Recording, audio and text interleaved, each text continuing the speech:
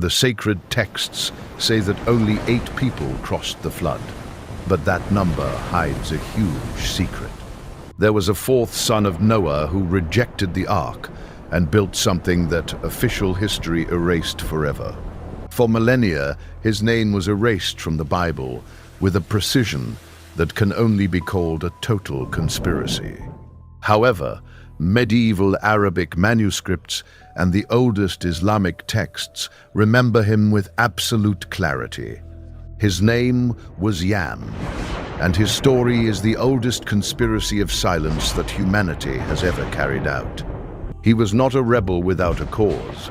He was the guardian of a knowledge so dangerous that God himself wanted to eliminate it. The question that no theologian has wanted to answer is what Yam knew that made him more fearsome than the flood.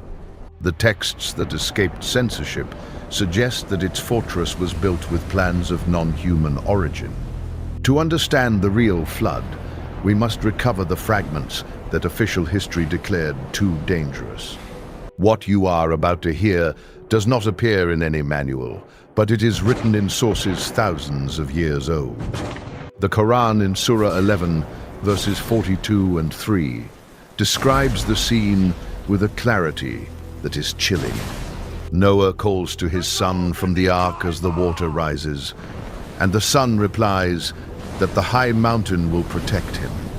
That response is not from a desperate man.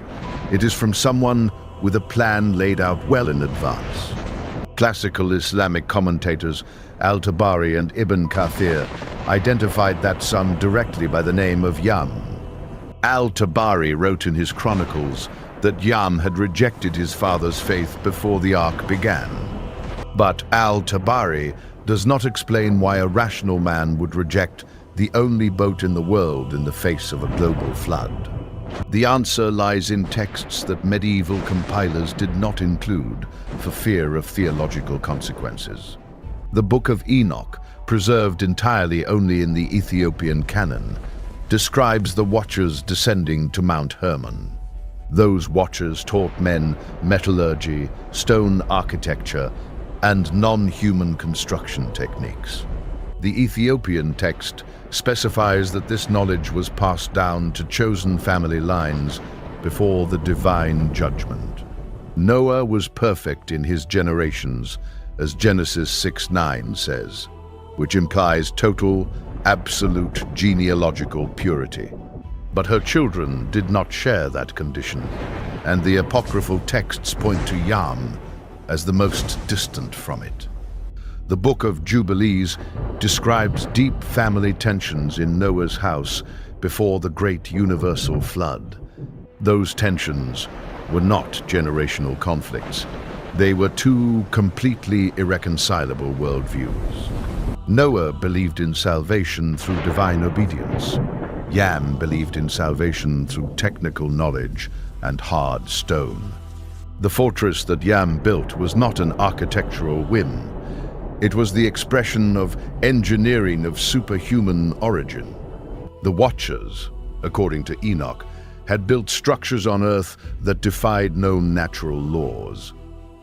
Those structures used mathematical proportions that we now find encoded in monuments throughout the ancient world. Yam had inherited those plans and that technical ability that none of his 3 brothers ever came to possess. The rejection of the ark was the assertion of having a technology superior to the solution proposed by his father. Medieval Arabic texts describe the fortress of Yam as a colossal structure in the heights of a region.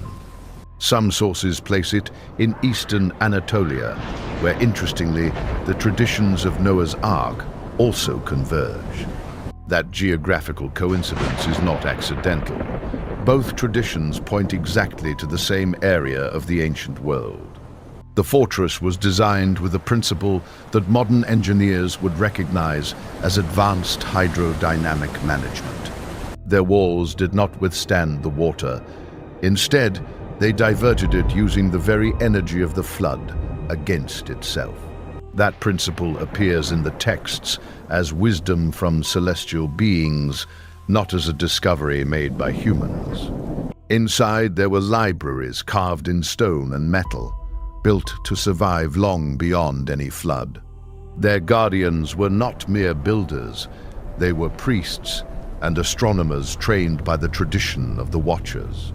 The fortress had seed deposits, astronomical records, and genealogies engraved on imperishable materials. Everything was designed so that a small, prepared group could rebuild an entire civilization from scratch. Not from the faith of Noah, but from the technical and cosmological knowledge that the Watchers had brought to the earth. When the flood came, the ark floated carrying the biological seed of pure humanity to the empty new world. But the fortress of Yam stood firm in the heights, preserving the technical knowledge of the entire antediluvian era. The waters of the flood did not uniformly cover all the earth, according to very ancient Islamic and apocryphal traditions. Certain heights remained, emerged, and functioned as islands in the apocalyptic ocean that swept away all civilization. The fortress was on one of those strategic heights, which proves that its location was calculated in advance. When the waters receded, two groups of survivors descended into the fertile valleys of the empty new world. From Mount Ararat descended Noah's family, bearers of the divine covenant and the mandate to repopulate the earth. From the fortress descended the survivors of Yam, bearers of something completely different and much older. They carried blueprints of structures that the post-Diluvian world would take millennia to reproduce, and some could never do so. They carried the astronomical knowledge of the Watchers, stellar cycles, constellations, and calculations of cosmic precession. And they carried, according to the most compromising texts that survived censorship, the genetic memory of the Nephilim. The term Nephilim appears in Genesis 6:2 and 4 with an ambiguity that translators have maintained for centuries. They were the children of the Watchers with human women, beings of height and ability that exceeded human parameters. Rabbinic tradition extensively debated whether the Nephilim all died in the flood, or if some managed to survive. The Book of Giants, found among the Dead Sea Scrolls, suggests that the issue was much more complex. That text describes the Nephilim debating their fate before the flood, which implies that they had prior knowledge. If the Nephilim knew what was coming, some would have taken steps to preserve their lineage beyond the water. Yam, who inherited the knowledge of the Watchers, was the perfect link between humanity and that hidden tradition. It is no coincidence that her name, Canaan, is identical to that of the region that the Bible will describe as inhabited by giants. Genesis 10:19 establishes the territory of Canaan, including exactly the areas where the Rephaim will appear. The Rephaim were one of the giant peoples that the Israelites encountered upon arriving in the Promised Land.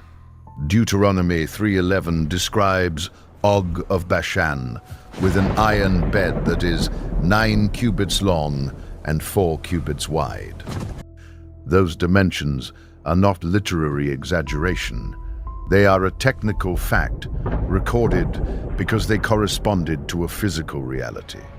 And the Basan ruled lands that had been part of the original territory assigned to Noah's fourth son.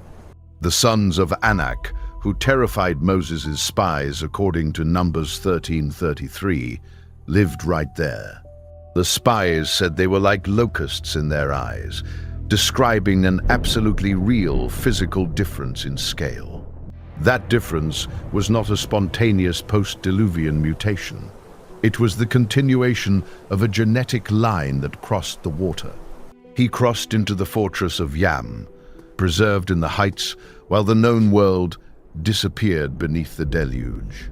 The Rephaim were not the only giant people that Israel encountered in the lands of Canaan upon arriving from Egypt. The Emim inhabited the region of Moab and were described in Deuteronomy as being as tall and numerous as the Anakites. The Zomzomaeans, also mentioned in the same chapter, occupied Ammon before the Ammonites forcibly displaced them. Each of those towns inhabited exactly the geographical areas consistent with the dispersion from the fortress of Yam. The geographical distribution is not random. It forms a radial expansion pattern from a well-defined point of origin.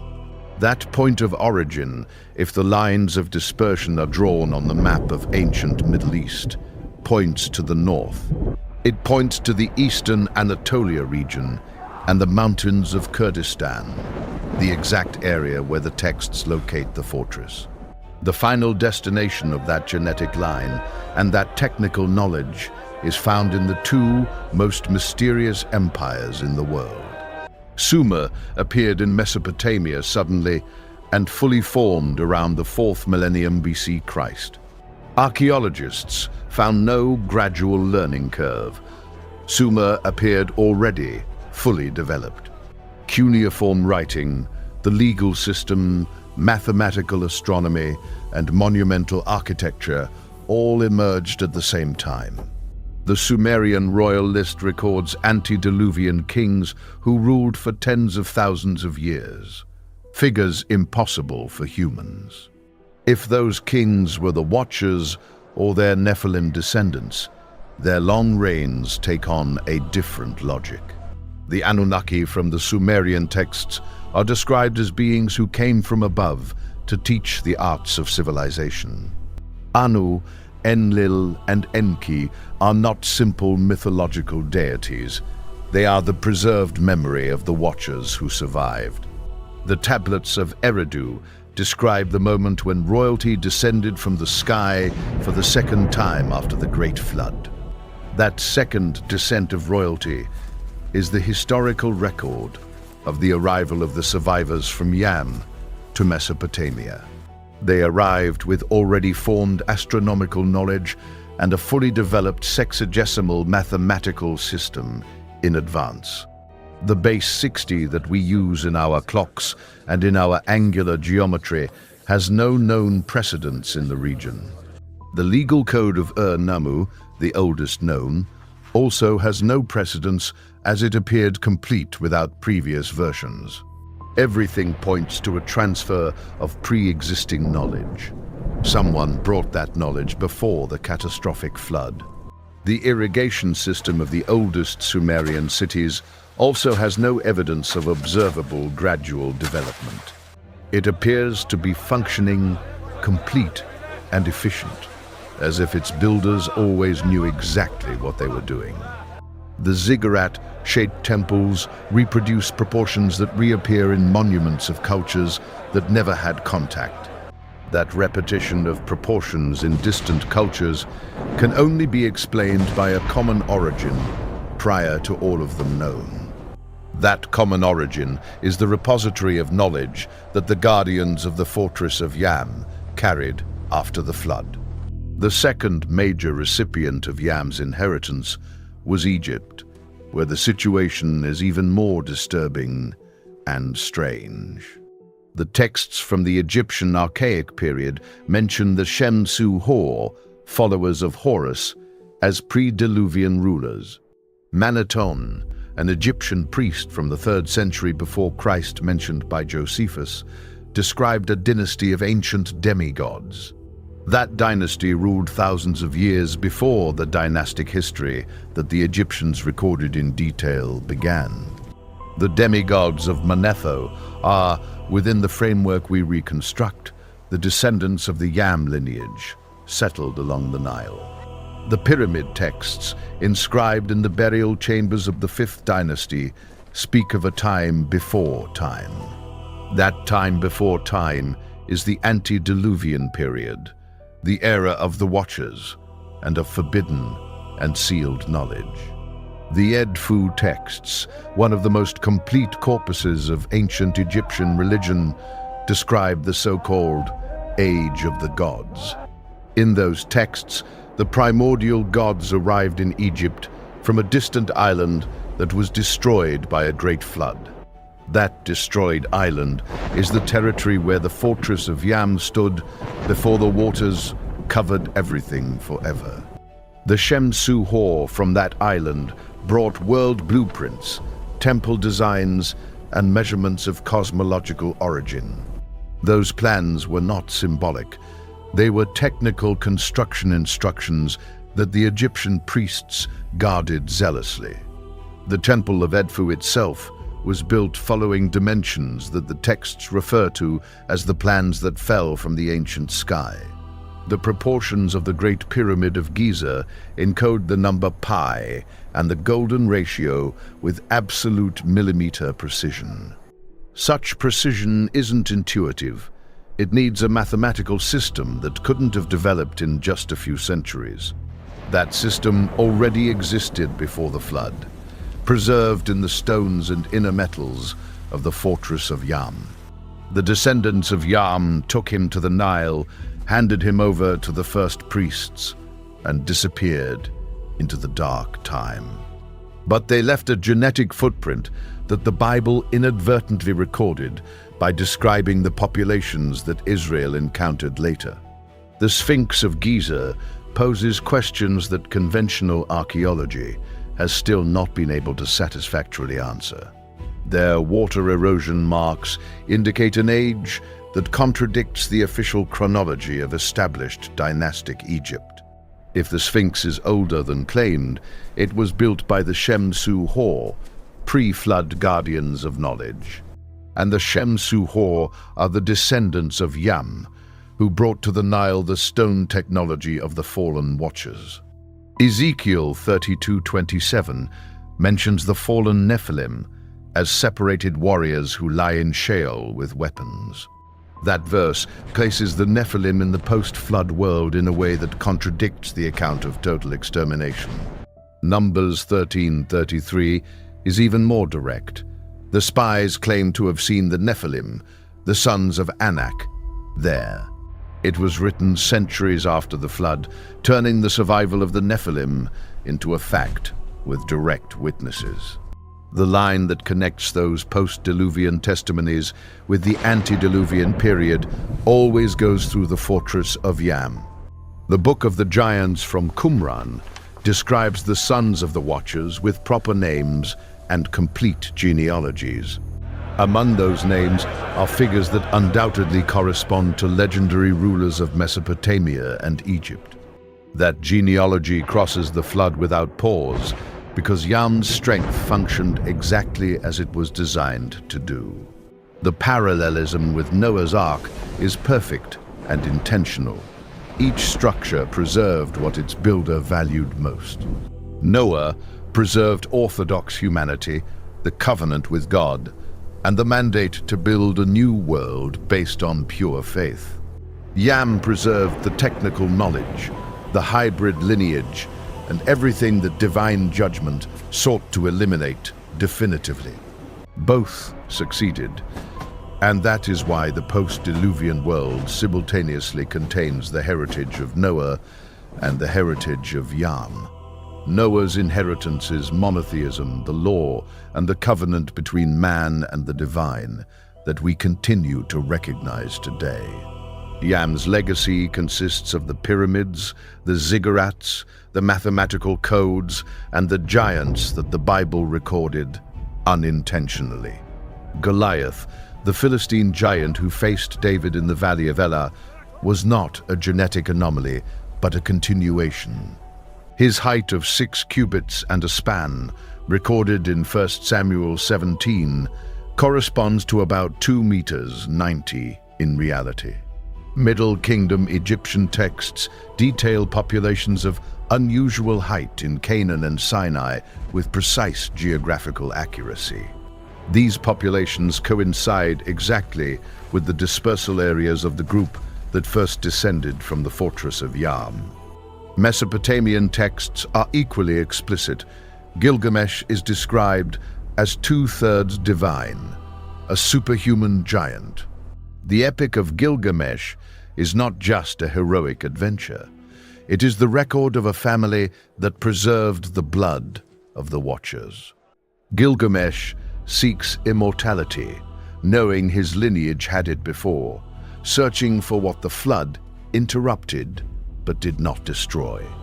That search is the echo of Yam's decision to reject ordinary mortality for what the texts call divine life.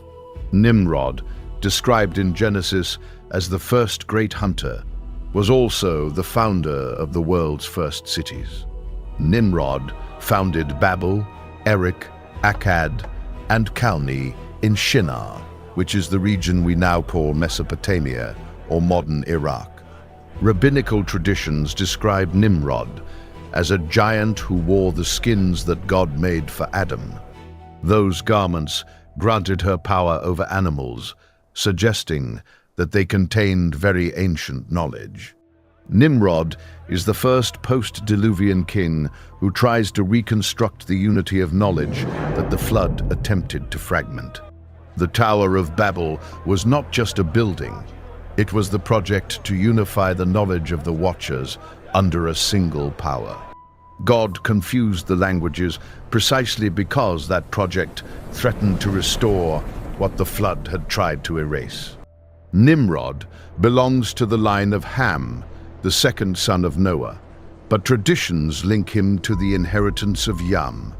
Some medieval commentators suggested that Nimrod was educated in knowledge that survived outside the Ark itself. This would make him the first post-Diluvian heir of the knowledge archive preserved in the fortress of Yam. The stone fortress was not just a physical refuge, it was a declaration that some men rejected the divine contract. And that statement was transmitted through Sumer and Egypt as the substrate of all the great ancient civilizations.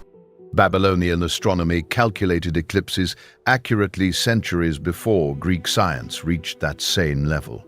That astronomy did not originate in Babylon. It was inherited from the Sumerian texts, which received it directly from the custodians. Those guardians preserved the stellar cycles of the Watchers within the stone walls of the sacred fortress. The Mayan calendar has similarities with Mesopotamian calendars that archaeologists have not been able to explain well. However, the problem of Sumer does not end with its sudden appearance, but with what it left written about itself.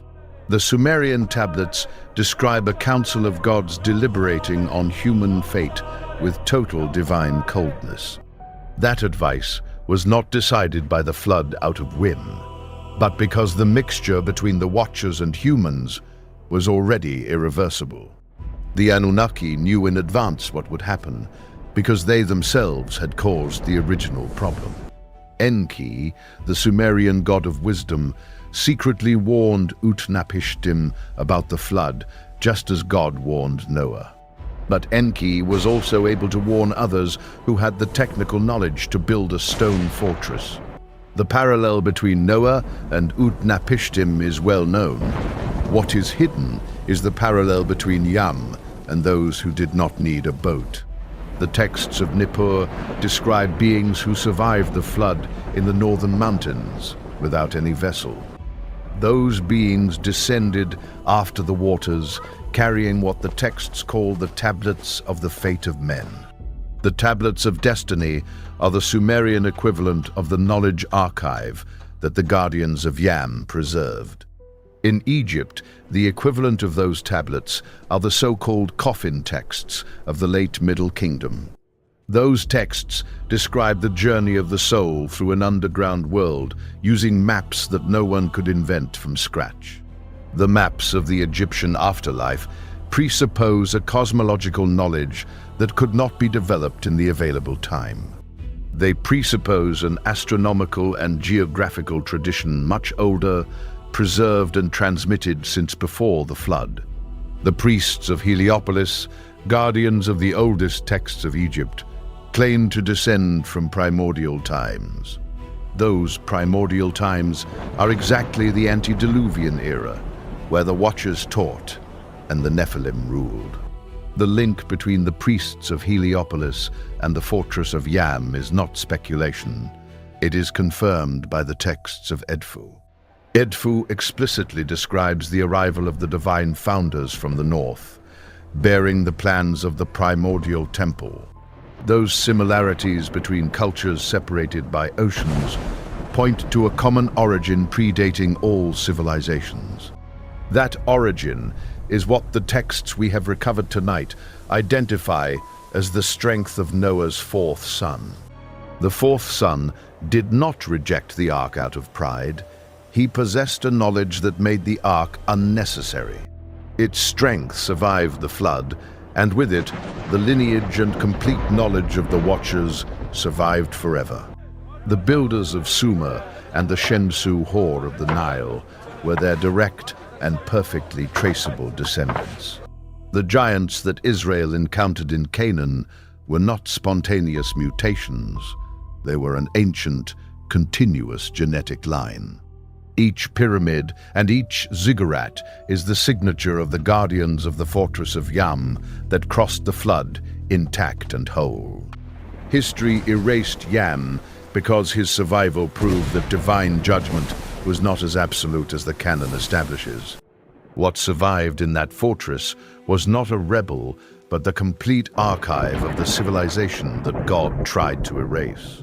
The biblical editors and medieval theologians knew exactly what they were hiding when they erased his name from the canon. They were hiding the evidence that the flood started a war of knowledge that is still fought in the permitted texts. In the forbidden texts lies the truth of the man who chose stone over wood and changed the ancient world. This story is just the surface of a file of forbidden texts that history has hidden for entire centuries.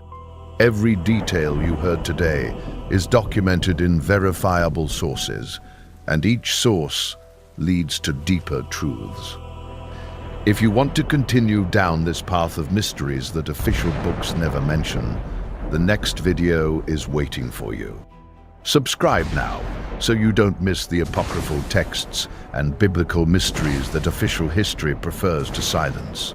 Like if you made it this far, because you are one of the few who still seeks the truth beyond the official version.